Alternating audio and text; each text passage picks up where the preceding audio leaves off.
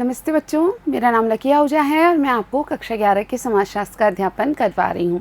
तो बच्चों, कक्षा 11 के समाजशास्त्र में हम अपनी प्रथम पुस्तक समाजशास्त्र परिचय का अध्ययन कर रहे हैं। इस पुस्तक के अंतर्गत हम अपने चतुर्थ अध्याय को पढ़ रहे थे। हमारे इस चतुर्थ अध्याय का नाम है संस्कृति तथा समाजीकरण। और बच्चों, हम इस अध्याय के सैद्धांतिक पक्ष को पूर्ण कर चुके हैं। आज हम इस अभ्यास के 5वें भाग को प्रारंभ कर रहे हैं और इस 5वें भाग में हम अभ्यास प्रश्नों का पहला हिस्सा पढ़ने जा रहे हैं। तो बच्चों, पहला प्रश्न है, निम्न में से अभौतिक संस्कृति कौन सी नहीं है। तो यहाँ आपको इन 4 विकल्पों में से कौन सा अभौतिक संस्कृति से संबंधित नहीं है यह बताना है। विकल्प ए है विचार, विकल्प बी है ज्ञान, विकल्प सी है प्रथा और विकल्प डी है घड़ी। तो बिल्कुल यहाँ अभौतिक संस्कृति कौन सी नहीं है ये पूछा है, तो यहाँ उत्तर होगा विकल्प डी, क्योंकि घड़ी एक भौतिक संस्कृति का उदाहरण है। प्रश्न संख्या 2 है, संस्कृति के मानकीय पक्ष से संबंधित है। तो नीचे 4 विकल्प दिए हैं, इनमें से हमें पता लगाना है कि संस्कृति के मानकीय पक्ष से कौन सा संबंधित है। विकल्प ए है प्रथाएं तथा कानून, विकल्प बी है यातायात के साधन, विकल्प सी है औजार तथा तकनीकें, विकल्प डी है यंत्र तथा भवन। तो बिल्कुल इनमें से भी हम बता सकते हैं कि इनमें से जो मानकीय पक्ष है उससे संबंधित है प्रथाएं तथा कानून। तो प्रश्न 2 का उत्तर होगा विकल्प ए। प्रश्न संख्या 3 है, समाजीकरण की प्रक्रिया में कौन सी प्राथमिक संस्था सबसे महत्वपूर्ण है। तो समाजीकरण की प्रक्रिया में कौन सी प्राथमिक संस्था सबसे महत्वपूर्ण मानी जाती है, इन 4 विकल्पों में से हमें बताना है। तो विकल्प ए है समाज, बी है परिवार, सी है मित्र मंडली और डी है पड़ोस। तो इन चारों में से समाजीकरण की प्राथमिक संस्था जो सबसे महत्वपूर्ण है वह है परिवार। तो उत्तर होता है विकल्प बी, परिवार। प्रश्न संख्या 4 है, निम्नलिखित में कौन सी समाजीकरण की प्राथमिक संस्था नहीं है। तो नीचे कुछ समाजीकरण की संस्थाएं दी गई हैं, इनमें से कौन सी समाजीकरण की प्राथमिक संस्था नहीं है वह हमें बताना है। विकल्प ए है परिवार, बी है मित्र मंडली, सी है विद्यालय और डी है नातेदारी। तो इनमें से परिवार, मित्र मंडली और नातेदारी तो वास्तव में समाजीकरण की प्राथमिक संस्थाएं हैं, लेकिन विद्यालय समाजीकरण की द्वितीयक संस्था है। तो यहाँ पर हमारा उत्तर होता है विकल्प सी, विद्यालय। प्रश्न संख्या 5 है, लघु परंपरा क्या है। तो लघु परंपरा से क्या अर्थ है हमें ये बताना है। उत्तर है, लघु परंपरा में संस्कृति की वे परंपराएं शामिल हैं जो मौखिक हैं तथा ग्रामीण स्तर पर स्वीकृत हैं। तो लघु परंपरा यानी किसी वृहद संस्कृति की वे कुछ विशिष्ट परंपराएं जो मौखिक हैं और विशेषकर ग्रामीण स्तर पर ही स्वीकृत होती हैं। प्रश्न संख्या 6 है, उप संस्कृति से क्या आशय है। तो उप संस्कृति क्या है हमें यहाँ पर यह बताना है। उत्तर है, एक बड़ी संस्कृति के अंदर लोगों के ऐसे समूह का निर्धारण करना जो प्रतीकों, मूल्यों तथा आस्थाओं को बड़ी संस्कृति से अक्सर उधार लेता है तथा प्राय इन्हें विकृत कर देता है ताकि अपने आप को अलग दर्शा सके। ऐसी संस्कृति को उपसंस्कृति कहा जाता है। उपसंस्कृति के बारे में हमने अपने अध्याय में भी अच्छे से जाना था। तो वास्तव में एक बड़ी संस्कृति के अंदर कुछ लोगों का एक विशेष समूह जो कि कुछ ऐसे विशिष्ट प्रकार के प्रतीकों, मूल्यों और आस्थाओं को उस बड़ी संस्कृति में से ही लेता है या उधार लेता है और वास्तव में इन्हें कुछ हद तक विकृत कर देता है, इनमें बदलाव कर देता है ताकि अपने आप को उस संपूर्ण संस्कृति से अलग दर्शा सके। ऐसे ही समूह को हम उपसंस्कृति का नाम देते हैं। प्रश्न संख्या 7 है, समाजीकरण की कोई 2 विशेषताएं लिखिए। तो समाजीकरण की कई विशेषताएं हैं, उनमें से हमें 2 विशेषताएं यहाँ बतानी हैं।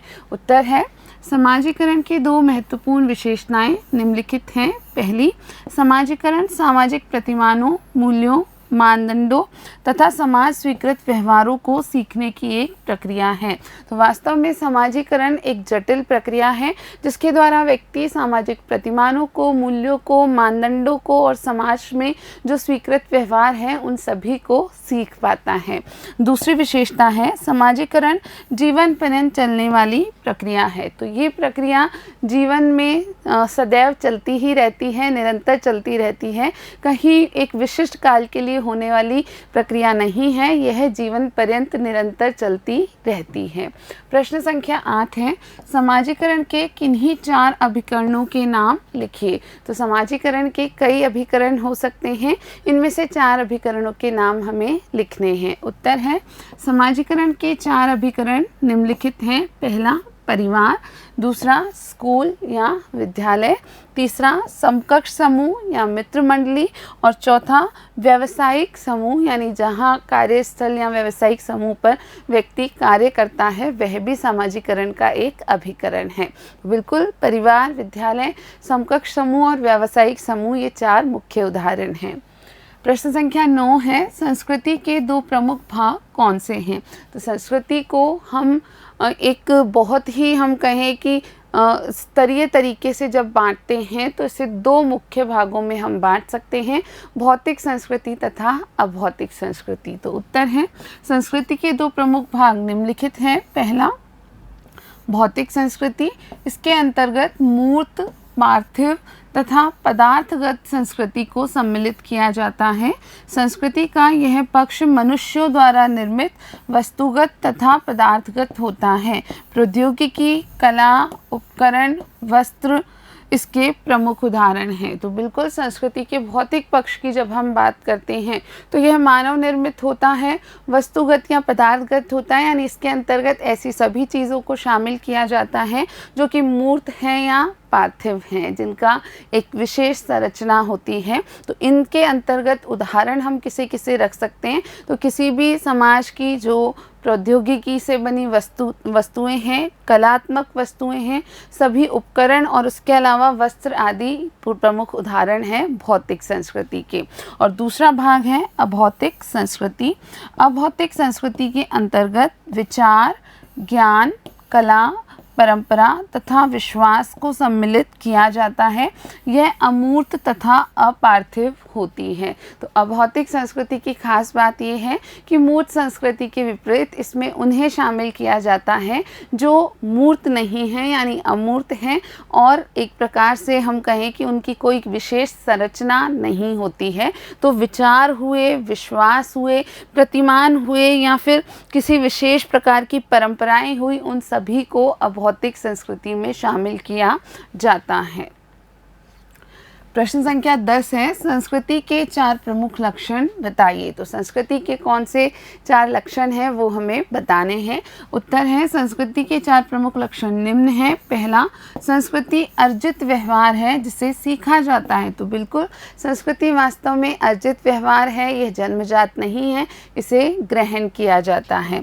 दूसरा, संस्कृति परिवर्तनशील तथा गतिशील है। तो बिल्कुल संस्कृति परिवर्तनशील होती है, इसमें निरंतर परिवर्तन होते रहते हैं और ये स्थिर न होकर के गतिशील होती है। संस्कृति संरचित होती है, इसका निर्माण चिंतन के प्रतिमानों, अनुभवों तथा व्यवहारों से होता है। तो संस्कृति संरचित भी होती है, इसकी विशेष संरचना होती है। तो किसी भी समाज विशेष में जो चिंतन के प्रतिमान हैं, जो अनुभव हैं, जो व्यवहार हैं व्यक्तियों के, उन्हीं से संस्कृति का निर्माण होता है। चौथी विशेषता है, संस्कृति को विभिन्न पहलुओं में विभाजित किया जा सकता है। तो संस्कृति को अध्ययन की दृष्टि से अलग अलग पहलुओं में विभाजित किया जा सकता है।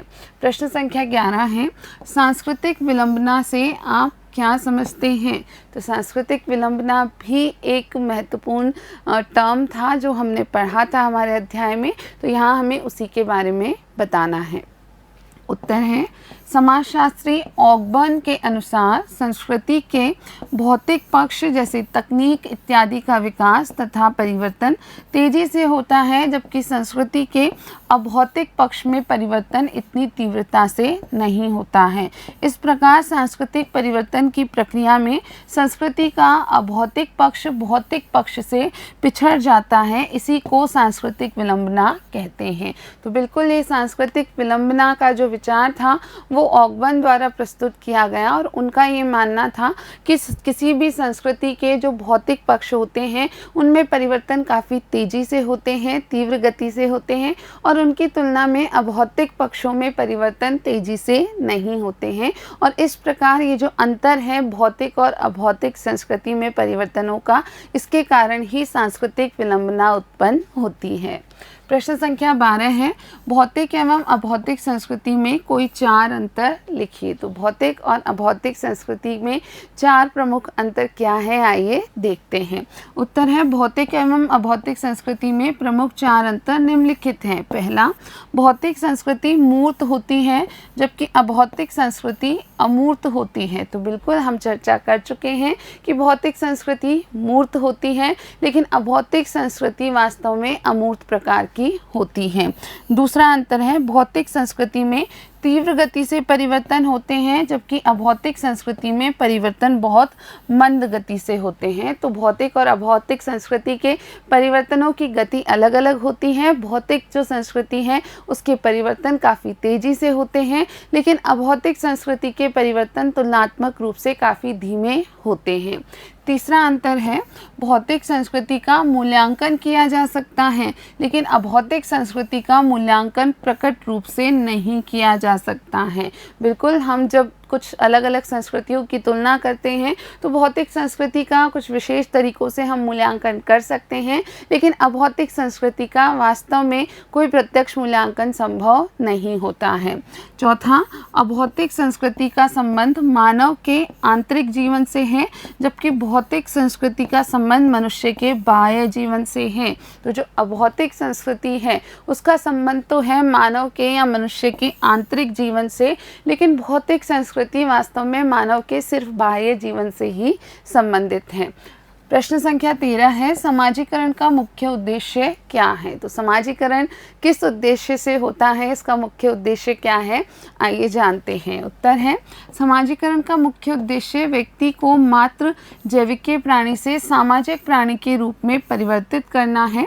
बालक जन्म के समय समाज और सामाजिक व्यवहार के विषय के कुछ भी नहीं जानता है। तो वास्तव में बालक का जब जन्म होता है तो वह समाज के बारे में या सामाजिक व्यवहार के विषय में कुछ भी नहीं जानता है और इस एक जैविक प्राणी को सामाजिक प्राणी में परिवर्तित करना ही समाजीकरण का मुख्य उद्देश्य होता है। उसकी आधारभूत शारीरिक आवश्यकताओं की पूर्ति परिवार के सदस्यों द्वारा होती है। जैसे जैसे बच्चा परिवार और समाज में रहकर बड़ा होता जाता है वैसे वैसे वह आसपास रहने वाले विभिन्न सदस्यों से समाज के व्यवहार प्रतिमानों, आदर्शों, मूल्यों आदि को सीखकर एक सामाजिक प्राणी बनने का प्रयास करता है। समाजीकरण की प्रक्रिया के अंतर्गत वह मात्र जैविक प्राणी से सामाजिक प्राणी में परिवर्तित हो जाता है। तो किसी भी बच्चे की हम बात करें तो शुरुआत में उसकी जो आधारभूत शारीरिक आवश्यकताएं होती हैं, जो जैविक आवश्यकताएं होती हैं, उनकी पूर्ति जो उसके परिवार के सदस्य हैं, विशेषकर उसकी माँ, उसके पिता, उन सभी से हो रही होती है। और जैसे जैसे बच्चा उसी परिवार समाज में बढ़ता है और दूसरे लोगों के साथ अंतरक्रिया करता है, विभिन्न लोगों के व्यवहारों को निरीक्षण करता है, तो उनके साथ साथ ही धीरे धीरे वो समाज के व्यवहार प्रतिमानों को, आदर्शों को, मूल्यों को और जो भी अपेक्षित व्यवहार है उसको सीखने लगता है। और इसी प्रकार जो समाजीकरण का उद्देश्य है वो स्वतः पूर्ण हो जाता है। प्रश्न संख्या 14 है, परिवार समाजीकरण की प्रमुख संस्था कैसे हैं। तो परिवार जिसे समाजीकरण की सबसे प्रमुख संस्था माना जाता है, यह कैसे है ये हमें बताना है। तो उत्तर है, समाजीकरण की विभिन्न संस्थाओं में परिवार सबसे प्रथम और महत्वपूर्ण है। यथा पहला कारण है बच्चे का जन्म परिवार में ही होता है और वह सबसे पहले परिवार के सदस्यों के संपर्क में आता है। तो बिल्कुल जैसे ही जन्म होता है तो बच्चा सबसे पहले परिवार के लोगों के ही संपर्क में आता है और काफ़ी समय तक सिर्फ उन्हीं से उसकी अंतःक्रिया होती है। इसीलिए परिवार समाजीकरण की एक मुख्य संस्था बन जाती है। दूसरा कारण है उसे परिवार में ही भाई बहन, माता पिता तथा अन्य सदस्यों के संपर्क से समाज के रीति रिवाजों, लोकाचारों, प्रथाओं द्वारा संस्कृति का ज्ञान होता है। तो बिल्कुल जब बच्चा परिवार में रहता है तो वहाँ उसके कई सारे नातेदार जैसे भाई बहन, माता पिता और भी कई सारे अन्य सदस्य होते हैं और उन्हीं से संपर्क के फलस्वरूप बच्चे को उसके समाज विशेष के रीति रिवाज, लोकाचार, प्रथाएं, संस्कृति आदि की जानकारी मिलती है। तीसरा कारण है व्यक्तित्व के निर्माण में परिवार की महत्वपूर्ण भूमिका होती है। तो प्रत्येक बालक का एक व्यक्तित्व विकसित होता है और उसके व्यक्तित्व के विकास में वास्तव में परिवार एक बहुत महत्वपूर्ण भूमिका निभाता है। बच्चा जिस प्रकार के अनुभव अपने परिवार में ग्रहण करता है उसी के आधार पर उसके व्यक्तित्व का निर्माण हो पाता है। तो बच्चों, आज के इस भाग में हमने हमारे चतुर्थ अध्याय के अब जो अभ्यास प्रश्न हैं उनको करना प्रारंभ किया था। अब जो इसके बाद जो दीर्घ उत्तर वाले प्रश्न हैं हमारे, वो हम हमारे अगले भाग में करेंगे। तो आज के लिए इतना ही। वीडियो देखने के लिए आप सभी का बहुत बहुत धन्यवाद।